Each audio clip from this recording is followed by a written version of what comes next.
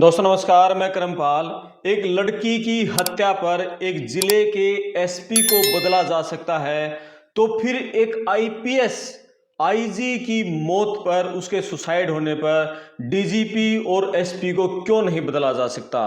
हरियाणा के आईएएस अधिकारियों की एसोसिएशन ने यह सवाल खड़ा किया है और पूरी एसोसिएशन जो आईपीएस वाई पूर्ण कुमार है, उनकी पत्नी आईएएस अमनीत पी कुमार के पक्ष में आकर खड़े हो गए हैं। अभी अपडेट ये मिली है कि रोहतक के एसपी नरेंद्र बिजारनिया को हटा दिया गया है।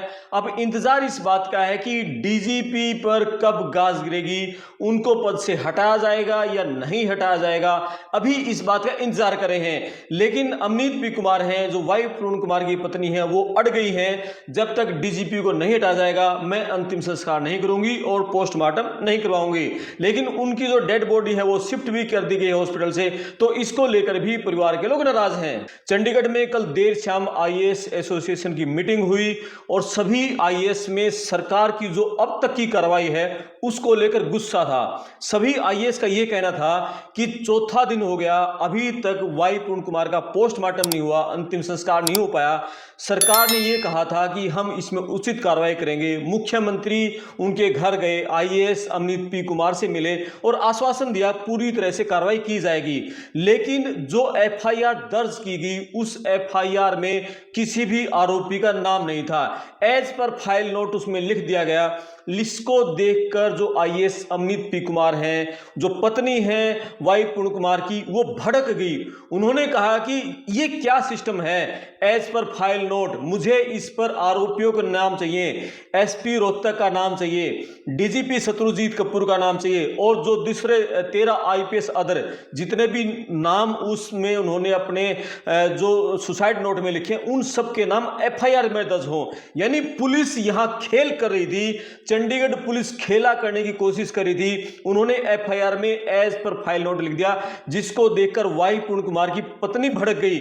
उन्होंने एसएसपी कंवरदीप कौर, जो चंडीगढ़ की एसएसपी है, उनको रिटर्न में लिख दिया है कि जो एफआईआर है पूरी तरह से गोलमोल लिख दी गई है। मैंने अपनी जो शिकायत दी है थाने में, चंडीगढ़ सेक्टर 11 थाने में, उसमें मैंने लिखित में दिया है कि ये आरोपी हैं, इनके नाम सुसाइड नोट में है, डीजीपी रोहतक, एसपी, दूसरे आईपीएस हैं, इन सब के नाम लिखित में है, सुसाइड नोट में लिखित में, मेरी शिकायत में लिखित में, तो भी एफआईआर में इनके नाम क्यों नहीं है? इनके नाम आने चाहिए। एससी एसटी एक्ट की जो धाराएं हैं वो बहुत कमजोर लगाई गई हैं, उन धाराओं को मजबूत किया जाना चाहिए ताकि हमें न्याय मिल सके।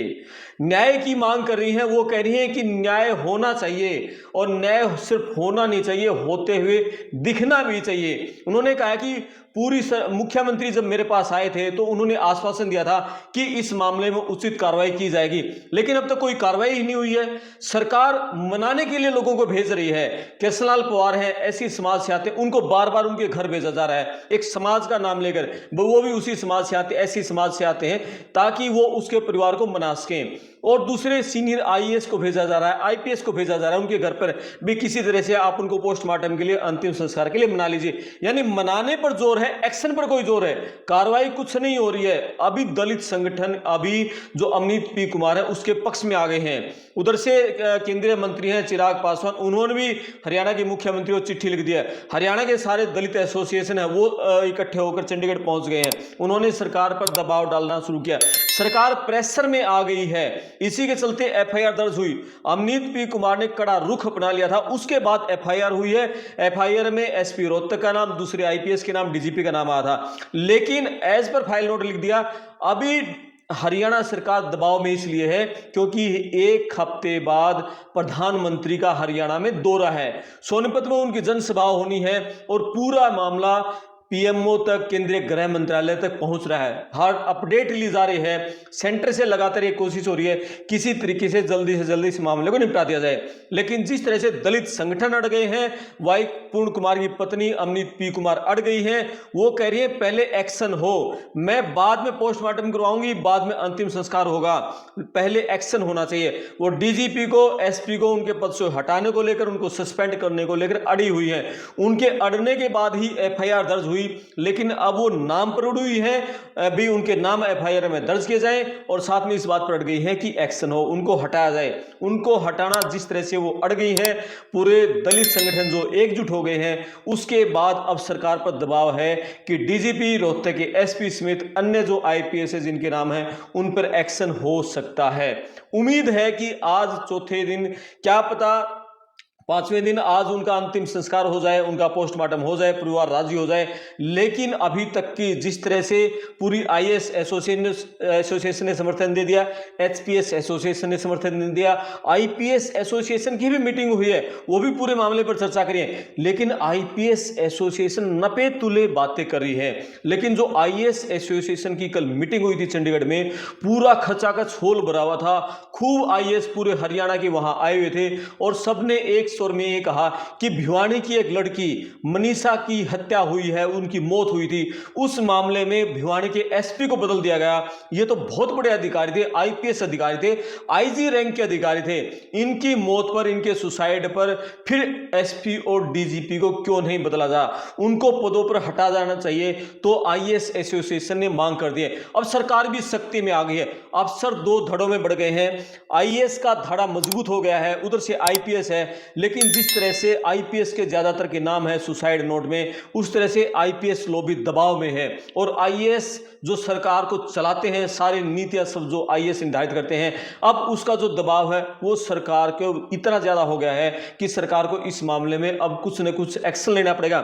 दलित समाज के लोगों का यह कहना है, रोहतक में जो वहां के एसपी हैं उसको नहीं बदला गया है अब तक, वहां बैक डेट में लोगों से बयान लिए जा रहे हैं, बैक डेट में कार्रवाई करवाई जा रही है, उस पर एक्शन होना चाहिए। यानी कि अमनीत पी कुमार ने भी अपने जो शिकायत पत्र था, उन्होंने भी ये कहा था कि गलत तरीके से झूठे मुकदमे में उनके जो सहायक थे, उनके पति के भाई पूर्ण कुमार के, सुशील कुमार, उनको गलत, उनके ऊपर केस दर्ज किया गया, गलत एफआईआर दर्ज हुई, उनके पति का नाम उसमें गलत फंसाया गया। यानी कि ये पूरी तरह से शरारतपूर्ण कार्रवाई थी उनके पति को बदनाम करने के लिए, और इसी के चलते उनके पति सुसाइड करने पर मजबूर हो गए।